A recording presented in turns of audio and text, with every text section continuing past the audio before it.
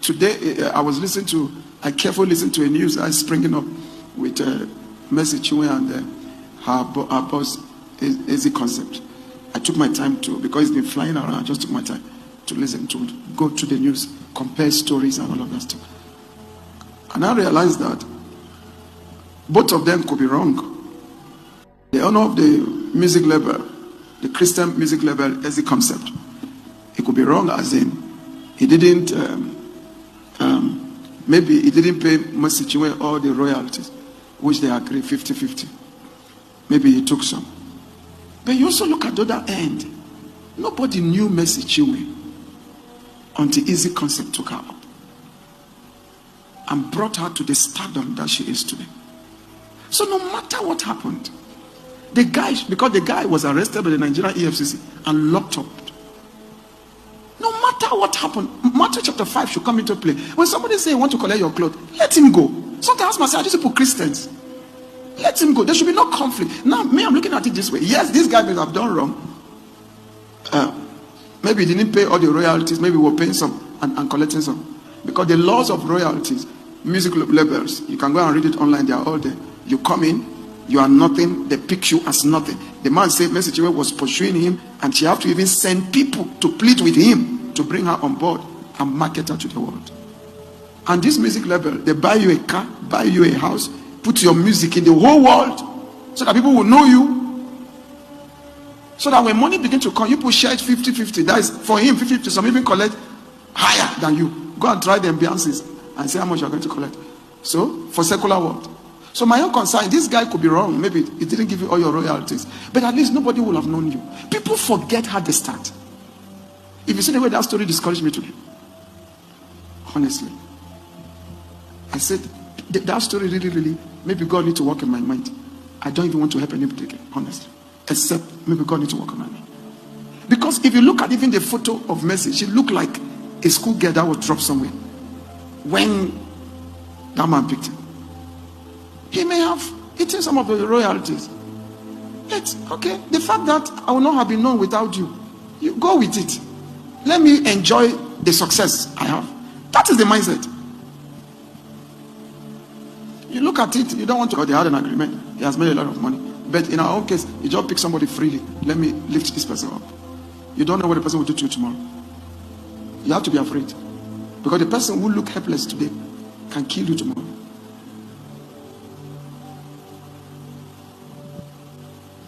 God gives grace to people, to shelter people.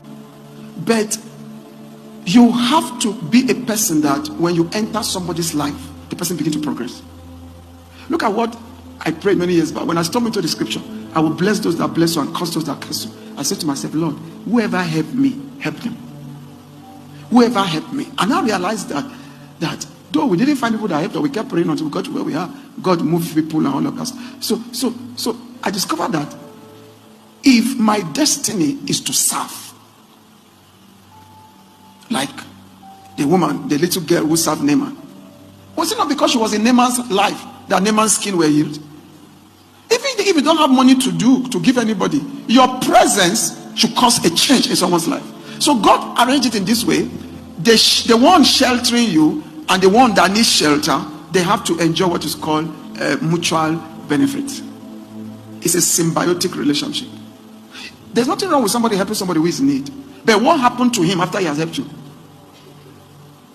That's the question. Except one zero his mind to let me just do it for Christ's sake and just be going like that, helping the poor the way Job helped, and you keep going. If you don't do like that, the world is so wicked that. So when I look at this story today, I said to myself, this world, even if somebody gave you a cup of water on your way up, if you get up, please remember them. Remember them. The man must have taken money wherever. This issue of going to the extreme in Nigeria, some of the baddest security agencies, 1 EFCC, 2 a segment of the police, and 3 the state security service. If they pick you, they will pass you through a lot. In fact, one of my friends here in Kenya was telling me, each time we are working on Interpol, the guy is an Interpol guy, says I'm working on Interpol, that whenever we come across criminals, that we just hand over to Nigerians to extract information from them. That should tell you how they torture.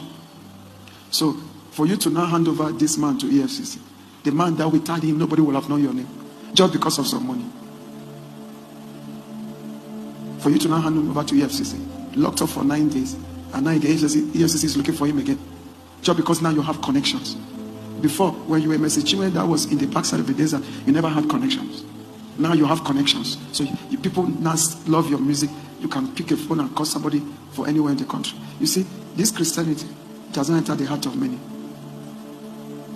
Christianity is not in song. Jesus, I love you. It's not in the mouth.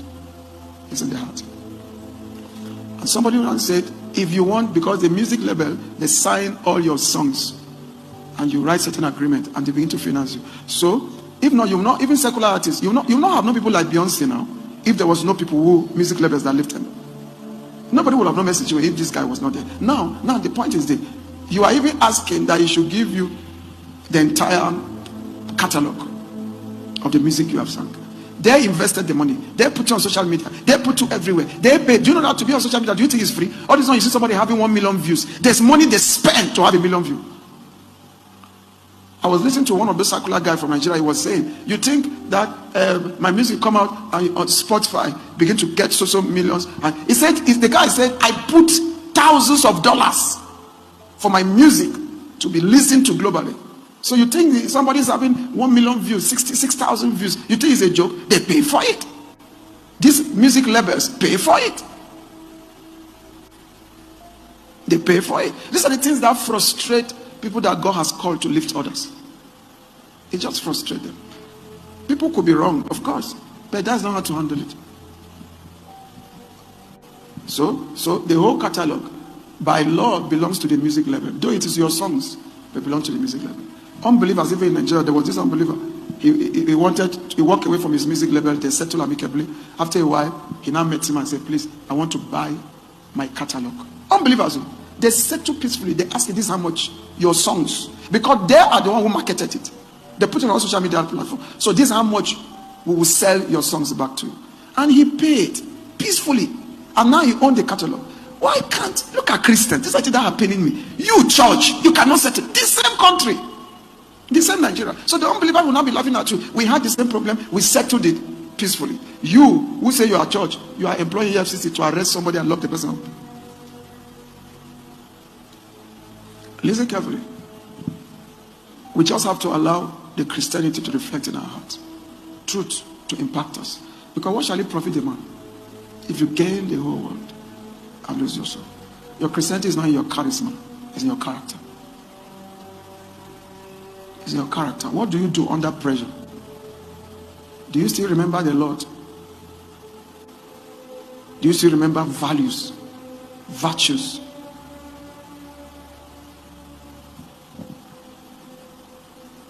Write this down.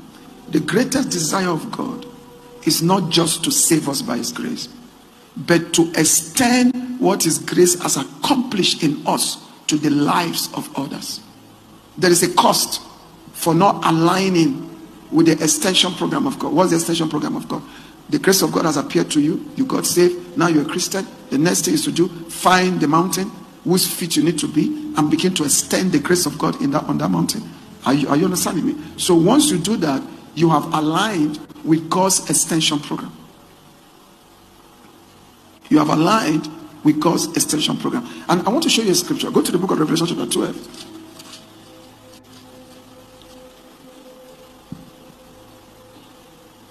Everybody who needs shelter in any form, because there are different forms of shelters. There are spiritual shelters, there are marital shelters, there are financial shelters, there are biological shelters. Biological shelter is your mother and your father. Spiritual shelter, your pastor. Financial shelter, your benefactor, the person who is assisting you financially. The financial shelter. Marital shelter, both a husband could be a shelter to the wife, a wife could be a shelter to the husband, but both of them are shelters to the kids. Now, please, I want you to understand, whatever you are following on the face of the earth, if you are being sheltered, be a blessing to your shelter. If you are, you become great. If you are not, remain small. Do you understand what I'm saying? Be a blessing to your shelter so that you become great. if you look at it, people that were sheltered in the Bible all became great. Those who handled the shelter very well. The reason for shelter is because of greatness. Everybody is born great, but because of circumstances, they remain small. So God will want those who are still small to be sheltered by those who have become great, so that they will develop their own greatness under the shelter. Do you understand me? So if you are being sheltered, two purposes: use it to develop your greatness and use it to be a blessing to the shelter. And by the time you now become great, please, sometimes your greatness can be so big that the person that sheltered you becomes small. I don't know that I've shared this story. I think I've shared it before. Where I came from in Nigeria, we are agriculturists. We like farming. So we grow what is called cash crops. Cash crops are crops that when you sell, you make money out of it. In Kenya, your cash crop is coffee and some other things you sell. So in Nigeria, our cash crop is cocoa. Cocoa is used for tea, the way coffee is used. So the way they grow cocoa is this: you will plant banana trees. You first of all plant banana trees. So when banana trees grow, you come and plant cocoa here. You come and plant cocoa tree under banana trees. First of all, there's a nursery where you plant all the cocoa. So when they grow, you transplant them. When they get to a particular stage, maybe some weeks old, you transplant them. You first of all, okay, let me make it plain. Before you plant cocoa, you get a nursery and plant the seed.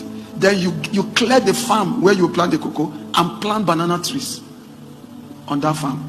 All the whole farm. So when this cocoa grows, you transplant it and come and plant it under the banana trees. So the banana can provide shelter for the cocoa. And while the banana is providing shelter, the cocoa is providing fertility for the banana. So you now see, you harvest the bananas and sell them. While you are harvesting them, cocoa have gotten to a point where it can survive without the bananas. That is how life is. So cocoa will now grow and become great than the banana in the farm. We have never seen any cocoa who grow up and become great insulting the banana. I don't know. Trees don't do it. I don't know how human beings are doing it. Do you know what I've shown you? This is the pattern of life. You see, it's not wrong to be sheltered.